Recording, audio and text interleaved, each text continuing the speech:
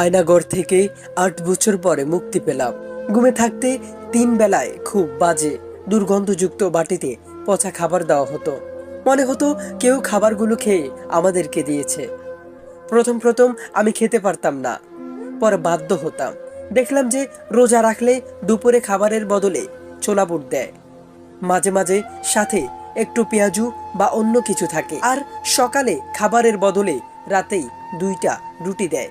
তাই আগেই বলে রাখতে হয়। তো আমি করলাম কি, লাগাতার রোজা রাখার চেষ্টা করতাম। একে তো সওয়াব, তার সাথে 3 বেলা 3 রকমের খাবার, আর দুর্গন্ধযুক্ত বাটি থেকে কিছুটা মুক্তি।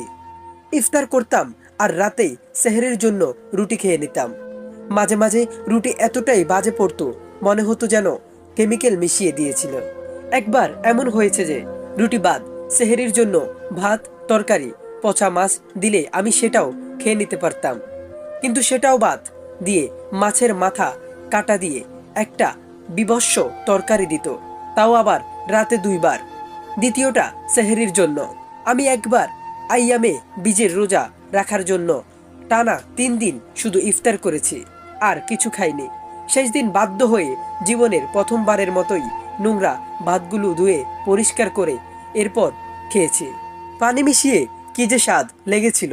তাদের কন্টেনারের যেসব মাছ বিক্রি হতো না, সেগুলো বেজে আমাদেরকে দিত।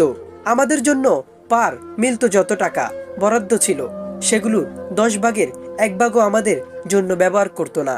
সেইটা তাদের নিজেদের পকেটেই ঢুকাতো। এরপরেও বেশি বেশি রোজা রাখতে চাইলে এদের অনেকেই গালমন্দ করত। একবার একটা বলে, আমরা কি মুসলমান না? আমরা জানি না রোজা কি কয়টা রাখতে হয়? এই টাইপের কথা ওইটাকেই জাক্কুম বৃক্ষের মতো বলা হয়েছিল।